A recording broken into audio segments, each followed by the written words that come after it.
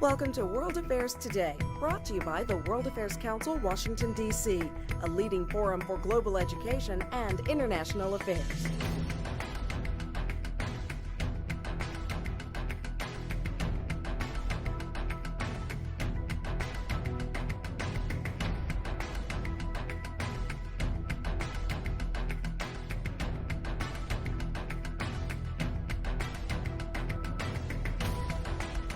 Good evening and welcome to the World Affairs Council, Washington, D.C.'s Distinguished Speaker Series program. I'm Heidi Shue, President of the World Affairs Council, and it's my pleasure to welcome you here this evening and to introduce our guest.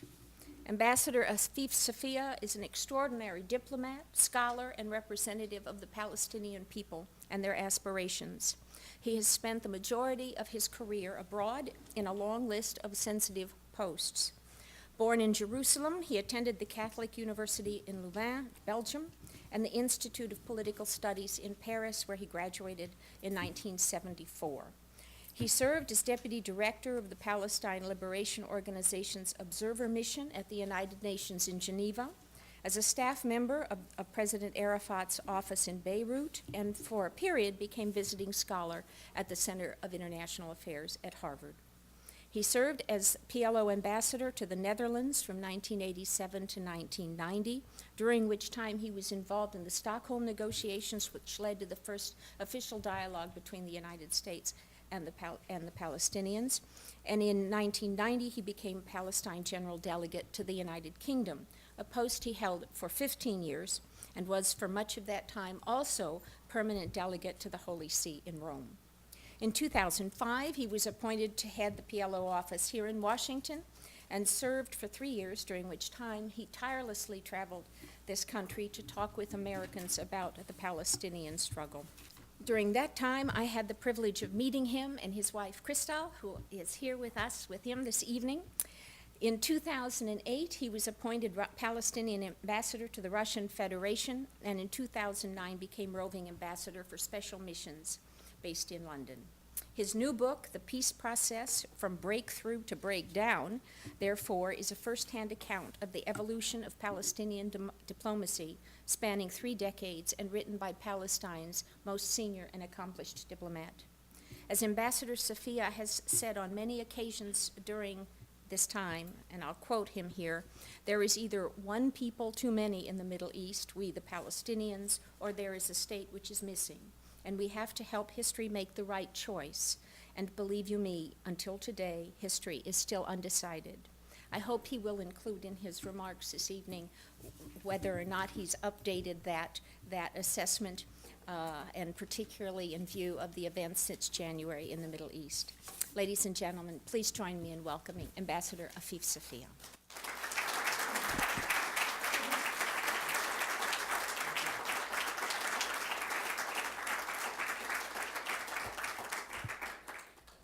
Thank you, Heidi.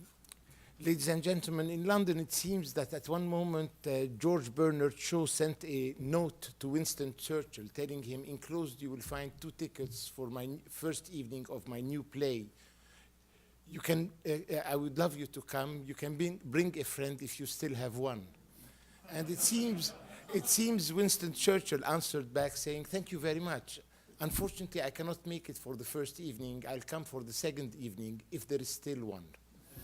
Having already been invited to speak at one moment at this forum, I'm delighted that I was re-invited again, and I'm so happy to see so many friends among the audience. Ladies and gentlemen, I'm on a lecturing tour promoting the book, The Peace Process from Breakthrough to Breakdown. And I am known to have said to Norwegian friends that if the Oslo-back channel has not yet put Palestine fully on the map, it has put Norway on the map.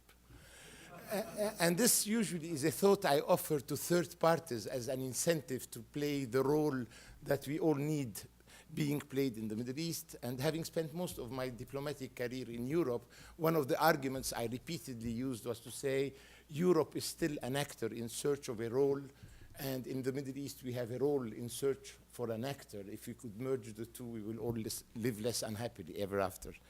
I'm reminded, since we're talking about the peace process, that a story was making the rounds in Palestine years ago, but it is still relevant, that a Palestinian went to see God and told him, God, God Almighty, will there ever be peace in Palestine? And apparently God looked at him melancholically and said, yes, yes, of course, but not during my lifetime. Now, having been accredited to the Vatican for 10 years, I have it from reliable sources, God would like to be proven wrong, at least on that one. Ladies and gentlemen, I'm a frequent visitor to Palestine because I don't have residency there. I have applied after the peace process for family reunification in Jerusalem. It was denied. So I decided to remain a Belgian citizen thanks to my wife. So I discovered that it's easier to be a frequent Belgian tourist than a project of a Palestinian citizen. And if I were to summarize to you to begin with how I see the situation, how Palestinians see the situation today, 20 years after Madrid, Washington, and 18 years after the Oslo breakthrough, I would say the following. For us Palestinians, the Nakba catastrophe is not a frozen moment that has happened sometime in 1948. Alas, unfortunately, it is still an ongoing process until today. Number two, and I'm a peace enthusiast. I'm the one, ladies and gentlemen, who introduced the Palestinian and the Israeli who became the Oslo negotiators. Unfortunately for us, I believe that Israeli governmental policy, left, right, and center, has been consistent and constant. They still want to acquire as much of Palestinian geography as possible with as little of Palestinian demography as possible. Number three, 20 years after Madrid, 18 years after Oslo, one has to admit with great pain that the years of theoretical peacemaking were not years of Israeli withdrawals, but of the expansion of occupation through the elastic growth of the illegal settlements that have eaten up and fragmented, cantonized, and the Palestinian territories, mainly the West Bank. Number four, especially today that there are ceasefires between the West Bank and Israel, and I'm happy about it, from Gaza and Israel, I believe any serious observer, objective observer today would say that it's not terrorism which is the obstacle to peace, but territory, the territorial appetite which is the obstacle to peacemaking. Number four, five, I believe that years after the Arab Peace Initiative was adopted by the Arab League in 2002, and by the way, the Abdallah plan was not very different from the Fahd plan of 1982 already. We can say that for many, many years there was an Arab peace plan that stipulated if Israel withdrew out of its 67 expansion, we, the Arabs, are ready to recognize its pre-67 existence. The fact that we are still in a diplomatic deadlock and impasse is not the result of an Arab rejection of Israeli existence, but an Israeli rejection of Arab acceptance, again for the territorial reason and the territorial appetite. And one has to bear in mind that the impasse today is not due to an Arab rejection of Israeli existence, but to Israeli rejection of Arab acceptance today. Number six, we, the Palestinians, we, the Arabs, applauded the birth of the quartet, which is the diplomatic construction that was supposed to be the vehicle for peacemaking, made out of the USA, the EU, Russia, and the UN to represent everybody else. Today, we have to admit that the quartet turned out to be mainly a one-tet operation. And unfortunately, I believe that the American administration, and I could say administrations, suffer in the Middle East of what I call self-inflicted impotence. And I believe, ladies and gentlemen, that each time we are promised American pressure, it turns out to be as though the only remaining superpower carries the weight of Luxembourg or Liechtenstein, Belize or Botswana. And I am sad that President Obama has lost probably 4 battles in his confrontation of wills with Prime Minister Netanyahu. I will start by quoting Yuri Avneri, because I believe it would make my assessments seem less immoderate if you heard what he thought was the situation. And Yuri Avneri, for those who don't know, is a distinguished Israeli who was Knesset member for almost 20 years and was an editor-in-chief of a very major publication from the 60s onwards, and is a very gifted, talented writer, a decent Israeli, self-respecting, and I have great admiration for him. He circulates a weekly article by the internet, and they have a life of their own, always beautifully crafted. And the one he penned after the passage of Netanyahu in Washington and his speech to Congress on Capitol Hill said the following: "There they were, the members of the highest legislative bodies of the world's only superpower, flying up and down like so many yo-yos, applauding wildly every few minutes or seconds the most outrageous lies and distortions of Benjamin Netanyahu. It was worse than the Syrian parliament during a speech by Bashar al-Assad, where anyone not applauding could find himself in prison, or Stalin's Supreme Soviet, when showing less than sufficient respect could have meant death. What the American senators and congressmen feared was a fate worse than death. Anyone remaining seated or not applauding wildly enough could have been caught on camera. And that amounts to political suicide. It was enough for one single congressman to rise and applaud, and all the others had to follow suit. Who would have dared not to? The sight of these hundreds of parliamentarians jumping and clapping their hands again and again, again and again and again, with the leader graciously acknowledging with a movement of his hand, was reminiscent of other regimes. Only this time, it was not the local dictator who compelled this adulation, but a foreign ruler. I will not concede for you. I, for one, and I don't know how representative I am on that one, I happen to like America. I have read much of the academic products in political science, international relations. I've seen almost every Hollywood film from the beginning of cinema up to today. I like America. And when Obama was running for the presidency, my wife and I were posted in Washington, and when I was asked on the lecturing circle, what do you think of candidate Obama, who was not yet a serious contender? As you know, ambassadors have to exercise self-restraint. I would say my wife believes that candidate, and she believed, that candidate Obama is reawakening American idealism, and that he is a candidate who can reconcile America with itself and reconcile America with the world. And I still believe that, even though he hasn't yet delivered on the Palestinian issue at all, except some beautifully crafted speeches.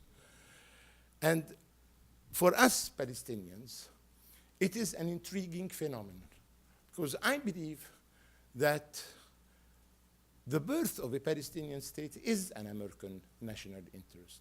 And that was already said by Condi Rice, President Bush in the previous administration, repeated by President Obama. I believe that today the American positions are closer to the Palestinian aspiration rather than to the Israeli preference. I believe that we, the Arabs, have understood throughout the last decades that America is committed to Israel's existence, but I don't think America is committed to Israel's expansion. In Israel proper, there is a debate on the wisdom, the sagacity of keeping the hilltops of the West Bank. But I wonder, what is America's interest in Israel keeping the hilltops of the West Bank? I believe that an increasing number of people in the establishment, including in the Pentagon, and General Petraeus is an example of that, believe that the perception of collusion between America and Israel is what has put America on a collision course with much of the Arabo-Islamic world.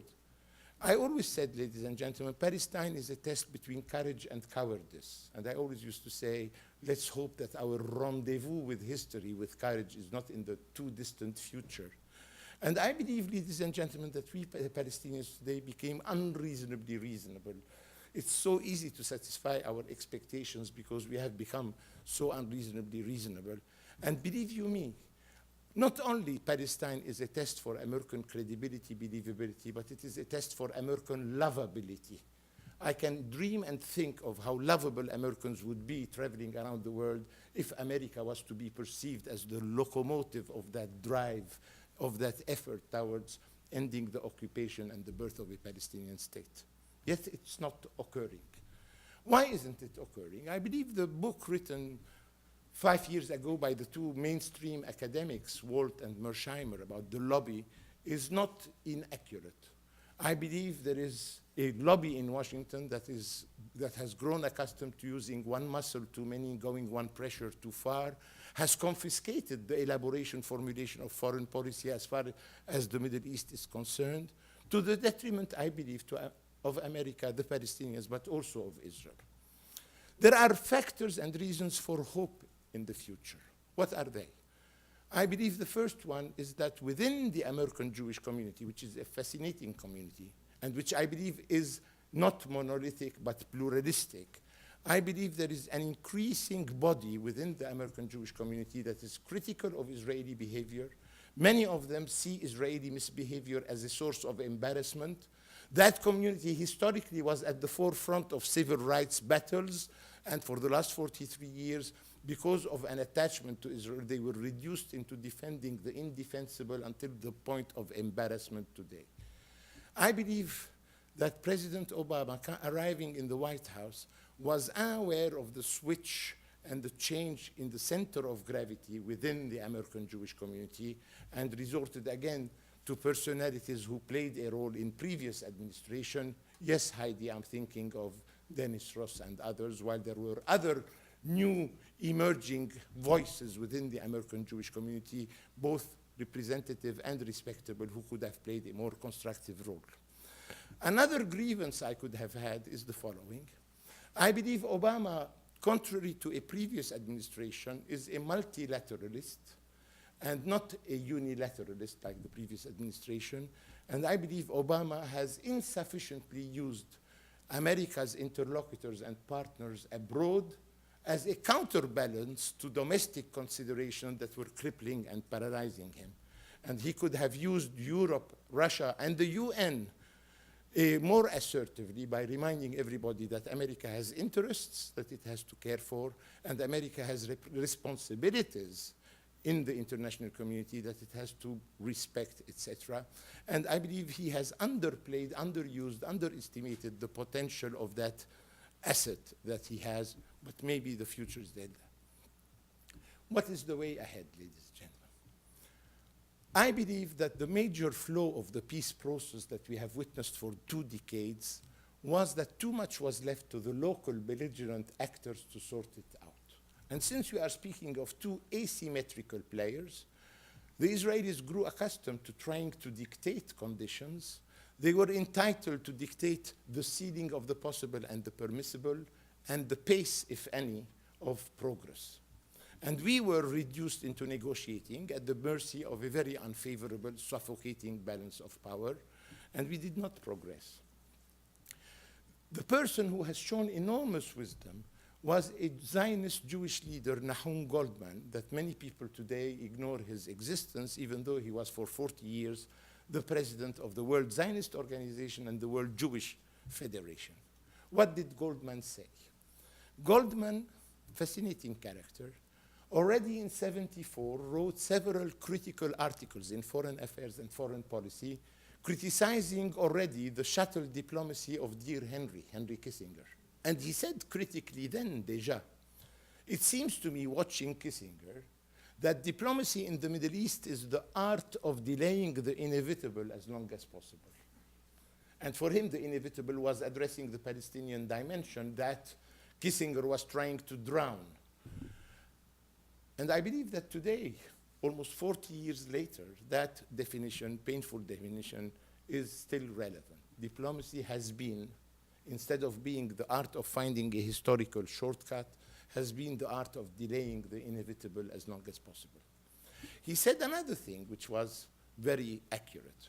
He said, knowing the Israeli political culture and knowing the collective psyche in Israel, I suggest, Nahum Goldman, that we don't try to move step by step the way we try to proceed towards nowhere. Because at every step there will be an uproar in Israel by mobs telling us, how dare you, you can't do that, it's national suicide, and everybody will have to do 2 steps backwards. And this is what happened for the last 30, 40 years. He said, my suggestion is that we should agree at the very beginning what should be the finality of the exercise and move backwards towards it. That way we have one uproar which we deal with once and then we proceed. His other point, which is today still very valid, knowing the internal blockage within Israeli society, the nature of coalition partnerships and how the smaller parties can keep hostage a coalition government, etc., he knew that there was a need for an American assertive pressure on the Israelis. And he summarizes it in his own way, already in the middle of the 70s, by a discussion he relates. Having had a discussion with Moshe Dayan, he tells him, Moshe, the American gives you a lot of aid and some advice. Up to now, you take all the aid and you leave the advice aside. What will happen, Moshe, if ever the Americans tell you you can have the aid if only you also take the advice? So, to put it very bluntly, it's not Afif Safieh, not Muhammad Ahmad Mustafa Hussein speaking, it's Nahum Goldman. He was in favor of the US administration linking aid and advice, which is a very legitimate policy, especially coming from the only remaining superpower. And it hasn't occurred. So, ladies and gentlemen, today the credibility of the process has been totally nullified, and instead of having permanent, lasting peace, we are having a durable peace process, which is the symptom of its utter failure. What do I recommend? I personally would like to see today peace with no negotiations. Why am I saying that? I'm not allergic to negotiations because I have encouraged them and I have lived through them for 20 years. But I believe, ladies and gentlemen, during the last 20 years, we have really discussed every possible scenario, every possible alternative, and its opposite ad nauseum. I believe it's decision time. And I often joke painfully with Israeli interlocutors by telling them, if there was a political willingness, a territory that was occupied in 6 days can also be evacuated in 6 days so that you can rest on the 7th and we can engage on the fascinating journey of nation building. It's the political willingness that is missing. I am in favor, ladies and gentlemen, of a peace without negotiations because I believe the practitioners of diplomacy, officials around the world, know already for a long time what is possible, what is desirable, what is acceptable, what is the content and the contours of that possible peace. And I believe that we need the role of the third parties, indispensable. And in matters of war and peace in international relations, I believe the international will should prevail on a national whim. And peace in the Middle East is too important to be left to the Israelis to decide upon. Until today, ladies and gentlemen, the Israelis believe that they can decide how much percentage of the territories they will withdraw from. It's not a decision that is of Israeli prerogative. Nobody said that Saddam Hussein could conduct a referendum in Iraq whether he wanted to withdraw out of Iraq and how much out of Kuwait and how much out of Kuwait. The world signaled that he had to move out of Kuwait and went to war to implement that decision. In Israel, the mood is that if we vote for Yossi Benin, we move out of 98%. If we vote for Ehud Barak, we move out of 85%. If we vote for Netanyahu, then we show availability to move out of 60%. If we vote for Lieberman, then we vote for a kick in the back for the Palestinians beyond the River Jordan. And I don't believe that's the way of making peace or reconciliation in the Middle East. Peace is too important to be left to the Israelis. And I always used to say, I am surprised at the speed with which the international community takes the military option, be it in Iraq or Libya a few weeks ago, while we see self-inflicted impotence in Palestine, Israel, and we are not asking anybody to wage war on anybody. We want you to wage peace on us. We are inviting you to wage peace on us, not war. Yet we see reluctance, hesitation, and beyond. And I always say maybe the explanation is that Kuwait, and now Libya, they have oil. But I have news for you. We too happen to have oil, olive oil. Meaning we happen too to have rights even though we might not have oil. Now, I spoke of the flow in the peace process of leaving the belligerent local actors to themselves. My friends, Israel enjoys 3 overwhelming military superiorities, which are the ones producing the stalemate we have today. Israel has the monopoly of nuclear capability in the Middle East, with whatever that might imply. Israel has in conventional weapons, the qualitative edge vis-à-vis any possible constellation or combination of Arab forces, and America is committed to keeping that qualitative edge. But more importantly, Israel has an unwritten alliance with the only remaining superpower, meaning the USA, and an unwritten military alliance with the only remaining superpower, believe you me, is much more important than a formal written alliance. Why? Because the superpower can consider itself unaccountable for the misbehavior of the protégé, and the protégé can pretend to be the undisciplined ally and get away with it. I often joke, I need the humor just to put up with the situation that commentators say Israel has shot itself in the foot this time, but it seems to me that Israel has many more than 2 feet to shoot at because they keep getting away with it. And believe you me, if you were a Palestinian, that phenomena is not very laughable. It's a very painful process. So as I said, ladies and gentlemen, I believe we should achieve peace without negotiations because now we know the finality. What we need is the international community signaling unequivocally to both sides what the world expects from both. Now, ladies and gentlemen, as I said, we have become, we the Palestinians, unreasonably reasonable. We are respecting all the commitments we have taken to the international community. Today is a moment of test to see if the international community will respect its commitments to our people. I believe that either the quartet, or if the quartet is incapable, moving back the issue to the UN and the Security Council and the General Assembly, or expanding the quartet in its actual version to incorporate some important emerging players and actors in the international system, such as China, India, Turkey, South Africa, Brazil, which I believe will make the quartet a more representative body reflecting international realities and the hierarchy of power in our international system. And I believe President Obama should find those suggestions as helpful to his vision towards peacemaking in the Middle East, because then Europe, Russia, Brazil, and South Africa will become a sort of other lobbies to counterbalance that crippling lobby here that has, in a way, deterred any American president from advancing forward. Now, ladies and gentlemen, I will not conceal from you that the Arab expectation is the following. We have been working for and waiting for what I call the Eisenhower moment. Some of us around this room might remember that in '56, there was what we Arabs call a tripartite aggression against Egypt, led then by Jamal Abdel Nasser, the British and the French and the Israelis.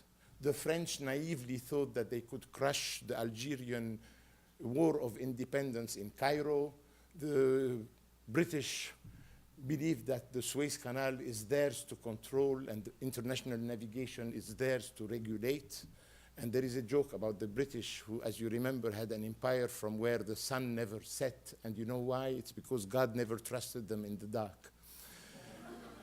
And in that war, the Israelis occupied the entire Sinai. In that war, the Israelis, if you remember, through a phone call, President Eisenhower obtained Israeli withdrawal out of the Sinai. Phone call. And Ben Gurion was a roaring lion. And compared to him, Sharon, Netanyahu, Barak, etc., are lambs compared to the roaring lion that Ben Gurion was. Yet, During a presidential year, 56, a phone call of President Eisenhower obtained an Israeli immediate total withdrawal. And Eisenhower did not have a carrot for the Israelis then, which President Obama today has. What is that carrot? It's the Arab Peace Initiative. The two-state solution along the 67 boundaries is not a two-state solution. It's not a 22-state solution. It's a 57-state solution. Why?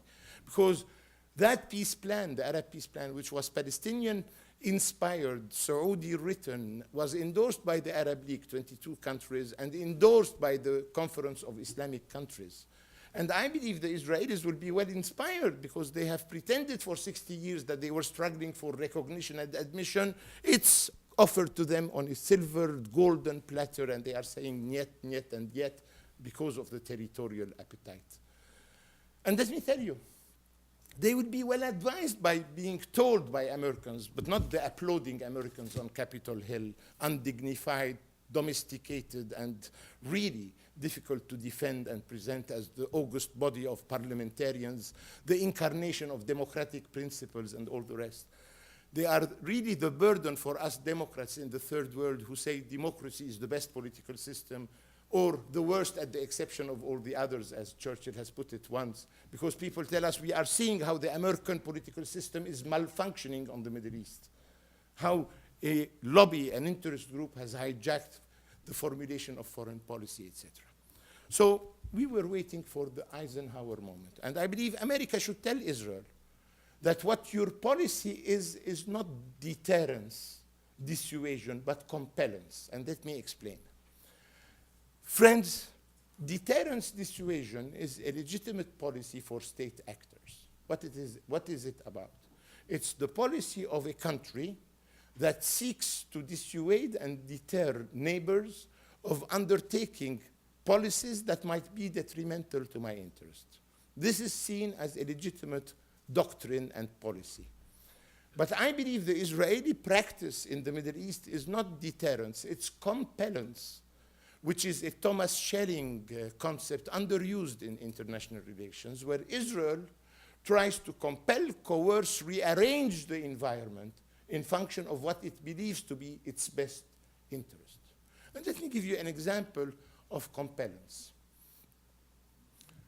Netanyahu says that for security reasons, he needs to keep under Israel's control the West Bank. For us, the West Bank is 26% of the West Bank. Sorry, the Jordan Valley. The Jordan Valley is 26% of the West Bank. And it is relatively demographically empty except for the enclave of Jericho. And it is there probably that we will be resettling many of the returning refugees, those who will not be going back to their homes and hometowns, but coming back to the homeland, meaning the emerging state.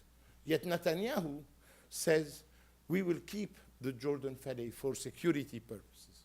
And let me remind you that Yossi Belen, who was very important in the 90s, convened a seminar to which he invited all the senior military in Israel and the intelligence superior officers and some academics on that particular issue. And he says in a book he wrote later that all the generals in this seminar said that keeping military presence in the Jordan Valley, all that it gives Israel is 1 second of earlier warning in case of a rocket missile attack, which is insignificant militarily. And they all were unanimous to say that the security military installations in the Jordan Valley will become a military burden in case of a conflagration, how to protect them and send them provisions.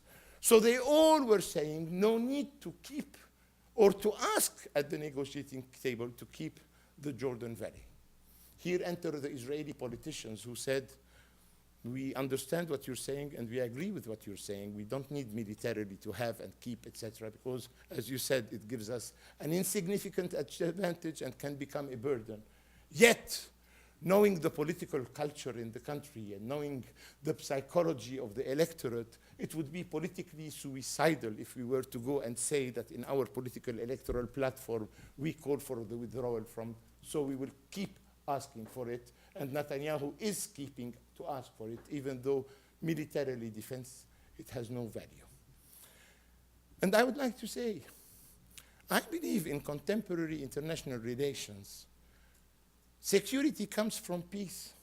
Security comes from regional acceptance, not from territorial aggrandizement. And maybe territorial aggrandizement, which I call territorial appetite, is the recipe for the perpetuation of the conflict. And I believe that we, the Palestinians, are the key for the Israeli regional acceptance.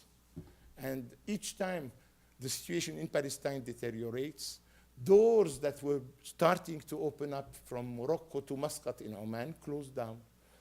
So I believe that the Israelis will be very well inspired to be told by somebody that they have confidence in that security comes from regional acceptance, not from territorial aggrandizement. And maybe your doctrine, regional doctrine, is not deterrence, dissuasion, but it's compellence, which is revolting and morally unacceptable. Now, ladies and gentlemen, I belong to the principled, pragmatic school of thought in Palestinian politics. But if we don't bring tangible results soon, my species of Palestinian politician will go towards extinction. Not because we will be overrun by others, but maybe because we will no longer have neither the conviction nor the stamina to continue.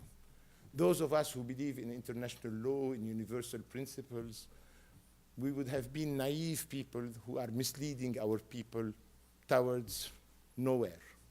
And I always tell my Palestinian interlocutors that the moral political challenge, as Heidi reminded us, is either that there is a people too many or there is a state which is missing.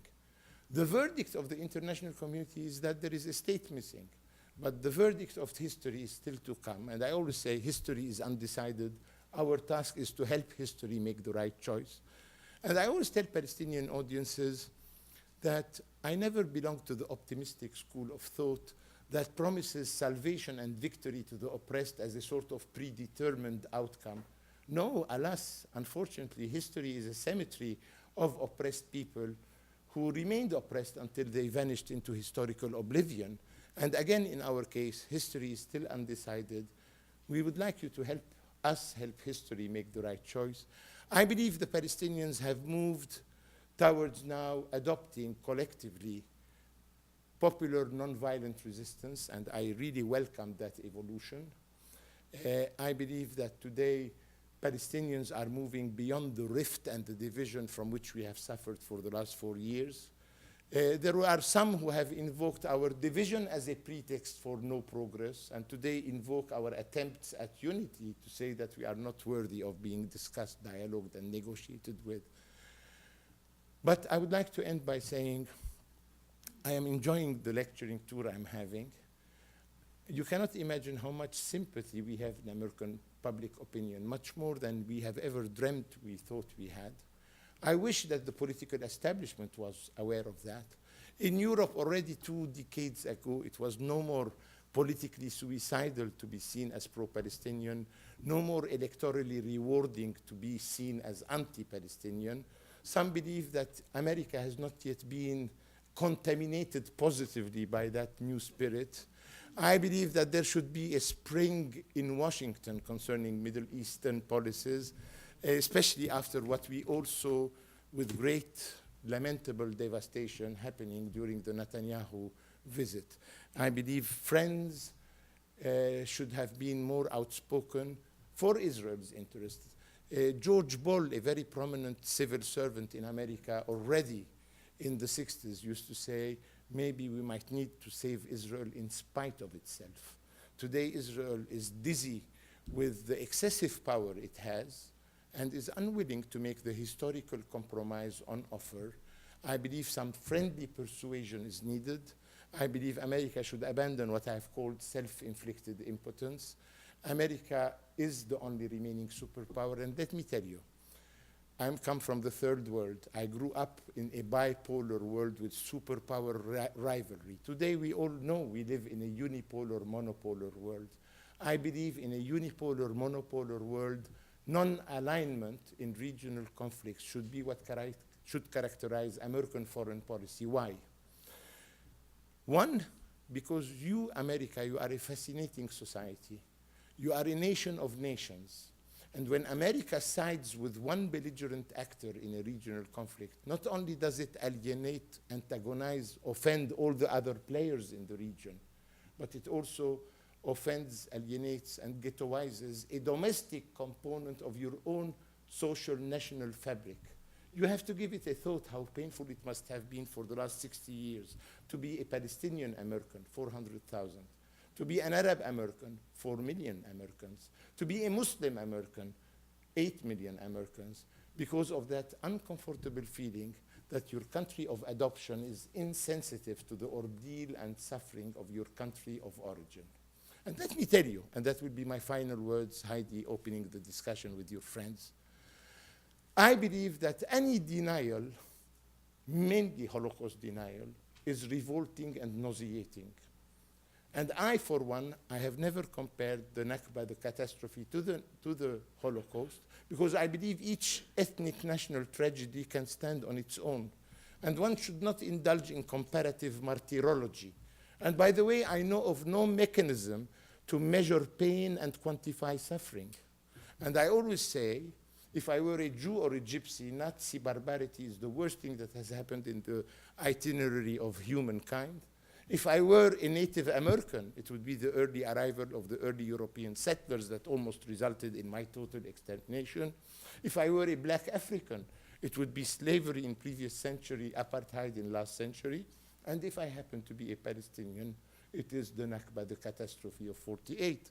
And humanity, and you are humanity, should consider all the above as morally inadmissible, politically unacceptable. And all I know is that we are not children of a lesser God. This, at least, I know. Now, I said that denials are outrageous. We, the Palestinians, ladies and gentlemen, we have suffered three successive denials. To begin with, we were denied our mere existence. Some of you might remember that when Zionism arrived in Palestine, it was under the slogan, a land without a people for a people without a land. Our mere physical existence was denied. Then our national and individual rights were denied. And thirdly, our suffering was denied or banalized and trivialized. To the extent I remember when I was still a teenager arriving in university in Belgium at age 16, saying if you set your level of tolerance at 6 million victims, we will die up to the last one. And somebody would say, compared to the other atrocity. And that was the case. I'm speaking now of the second half of the 60s. So, ladies and gentlemen, I believe we, the Palestinians, have become unreasonably reasonable. I personally believe that a Palestinian state is not only the right of the Palestinians, but a Palestinian state is a Jewish moral responsibility and a Jewish ethical duty, because Jews and Israelis, more than anybody else in the world, know the enormity of the price that we Palestinians have had to pay for the birth of the Israeli state. Even though they made every possible attempt that the world public opinion doesn't know the reality, they do know that reality, and I believe a state is our right and their duty towards us. Ladies and gentlemen, thank you for listening, and I'll be glasnostically transparent in my answers to your questions.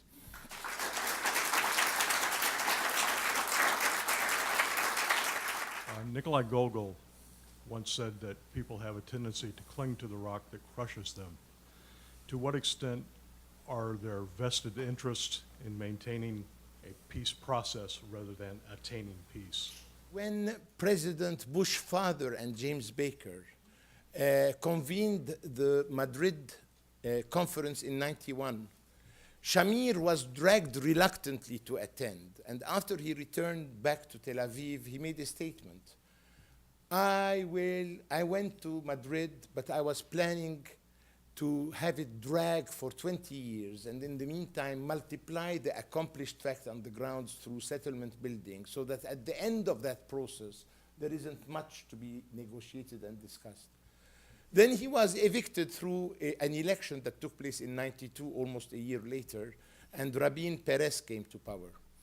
I believe the strategy, surely of Netanyahu, who is in power today, is totally similar to the one that Shamir very honestly avowed then in '91, that they wanted to drag the negotiations. As long as we negotiate, it's good. At least they are talking and not fighting. You know, all this blah, blah, blah, and all the liturgy of diplomacy that has become increasingly meaningless, etc.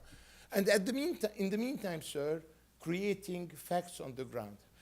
To tell you frankly, we are the undesirable population of Palestine. And I believe, for example, the wall of shame, is a demographic expeller and a demographic regulator. So I believe the peace process for the Israelis who are not tempted by the peace option is gaining time. The process becomes the target by itself, and there is a liturgy of diplomacy and I believe we all know, as I said now, the contents and the contours of the possible peace. And today, we Palestinians are no more asking for absolute justice. We are asking for possible justice. So the peace process has that value of creating facts on the ground, rendering meaningless the peace that we are trying to achieve, and they have been successful. I believe that between the beginning of the Madrid process in '91 and now, from 120,000 settlers, we ended having now in excess of 500,000 settlers. And making a Palestinian state contiguous, if all those settlements were to remain, is an impossibility. This is why some resort to using the word, it would be like a Swiss cheese, Gruyere, you know, with big holes, etc.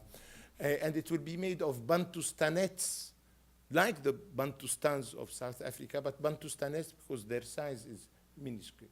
Even if you get to a point where you do have some sort of peace, that you have two people living side by side, and as this process is dragged on, there's a lot of animosity that's been built up. And so how is that resolved? Because, you know, the people at the top can only to an extent make boundaries, but to actually make peace requires another step. And how do you see that coming about?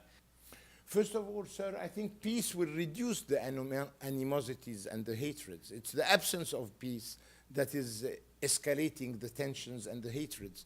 And don't ask me that we can't have peace until we have spoken to each Israeli and Palestinian and converted them for angelic behavior. No, I believe we need a pragmatic peace that is guaranteed by the international community. And I'm a pragmatic person. An acceptable peace, a pragmatic peace guaranteed by the international community. That's my measure of security, my safety net for the future. Do you think that if major project, I know it doesn't seem likely at the moment, but if major progress were to be made in the peace process in Israel, do you think that Hamas would somehow react to try and derail that if they didn't see their particular goals being met? And how do you recommend the PLO to deal with Hamas in the future? Do you believe that they should try and marginalize them somehow, or try and talk with them, make them less radical? What do you think the stance should be? Let me tell you, sir, that I happen to be a Palestinian of Christian origin, by the way, and I always say I'm a sociological Christian. Theologically, I happen to have doubts and doubts about my doubts, which is the case probably of everybody. So I have no ideological affinity theoretically with Hamas. Yet I'm a Democrat, and Hamas is part of the Palestinian people. And in 2006, they won an election, slightly, 44 against 42%. But as a Democrat, I recognized that electoral victory, even though I was posted in Washington, which made my professional life less comfortable than it would have been. Now, Hamas, sir, I want you to know, is not a monolithic movement. By the way, there is no party on earth, including the Democratic and the Republican Party in this country, who are monolithic. There are schools of thought and groups, and I believe within Hamas there is a modernist, pragmatic, democratic wing within Hamas, which today, by the way, is on the ascendancy. And our task in politics is always to help the right school of thought in other players and actors. So today, the moderate, pragmatic, modernist, democratic school of thought within Hamas is on the ascendancy. And we have concluded with them, sir, an agreement for gradual reconciliation, and we are working, it's taking for my taste too long, on a government of independence supported both by Fatah and Hamas for 1 year, during which period we prepare for elections. Ça va?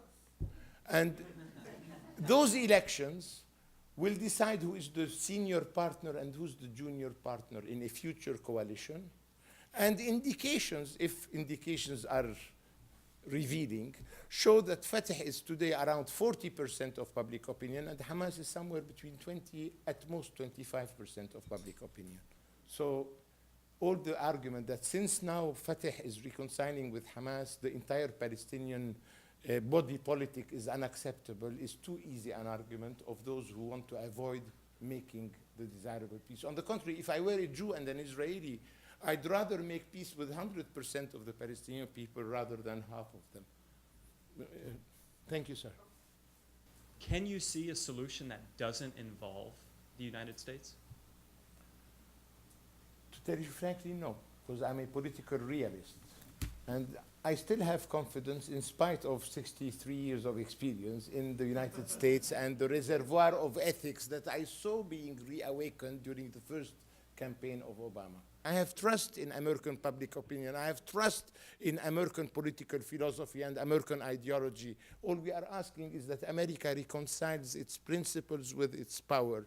And we are not asking America to wage war against anybody, but to wage peace on both of us. And we will be the consenting victims of America. And believe you me, I'm often surprised that I like America and have more confidence in the potentialities in America than many an American. And don't be among the generation of the pessimists, because I personally believe only optimists make history. In our Arab part of the world, at one moment, until the spring emerged in January, many among us Arabs elevated pessimism as though it was the criteria of measurement of one's patriotism. I believe pessimism is politically castrating, and only optimists make history. Now, I know that some said, what is a pessimist? It's an informed optimist. But we have to change the nature of information and news. Sir. I had a question about the September UN initiative on the part of the Palestinians.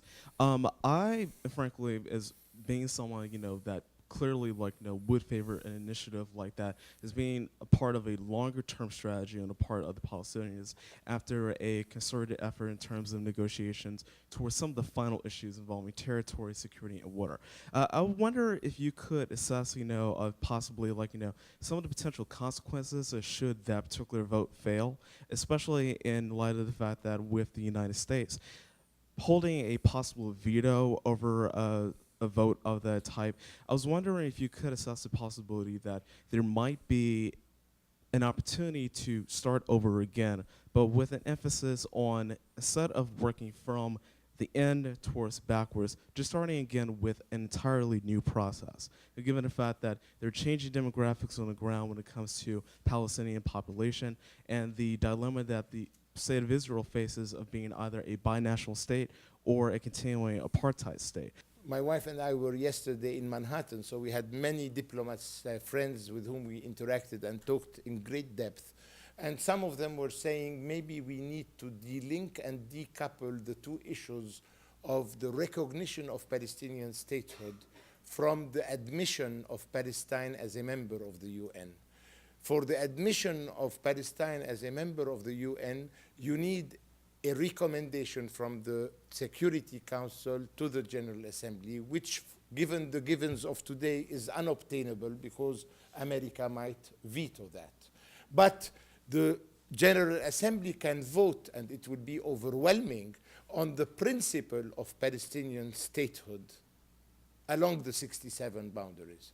And the fact that a positive, overwhelming vote on statehood will occur in the General Assembly might have an influence in a future discussion in the Security Council, hoping that our continued strategic dialogue with the administration will bring that next time the issue is resubmitted, there will be American positive inclinations rather than negative.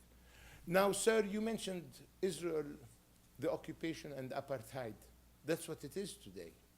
And let me tell you, there is an increasing, growing school of thought within our ranks, Palestinian ranks, who are saying maybe the situation today is irreversible and we won't be getting a two-state solution.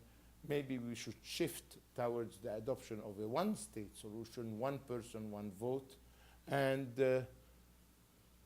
that would be a more feasible, doable, desirable course of action. If stubbornly the reality is not changing and nobody is helping us change the attitude of Israeli successive governments, maybe then one is reduced into recontemplating the one-state solution. How can you really reconcile that with the fact that, let's say, negotiations don't go well and the resolution gets voted down by the US in September?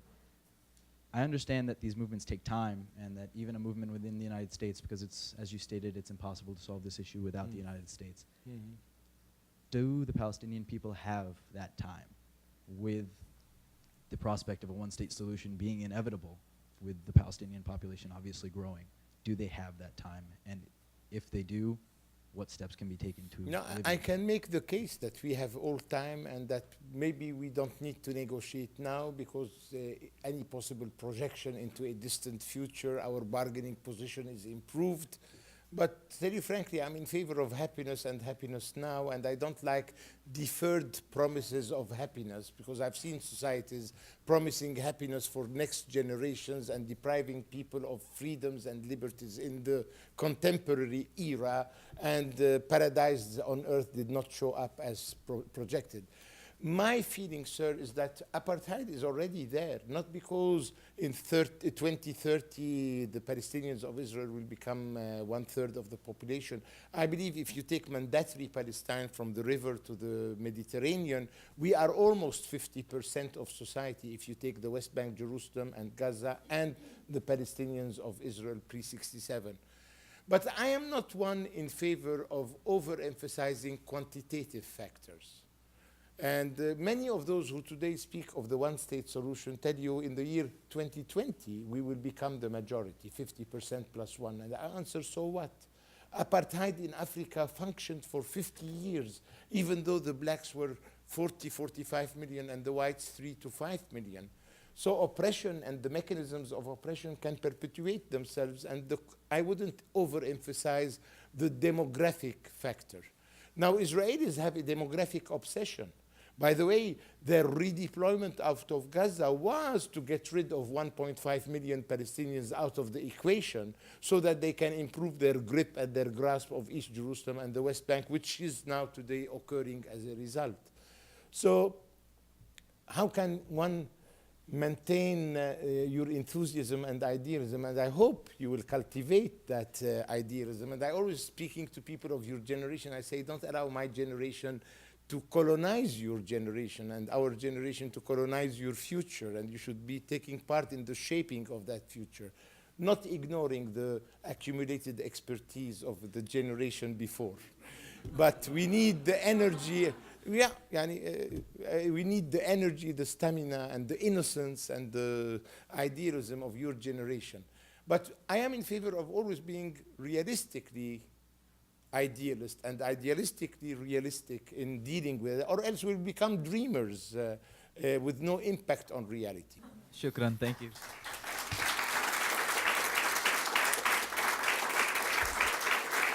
Thank you for joining us for World Affairs Today, a production of the World Affairs Council, Washington, D.C.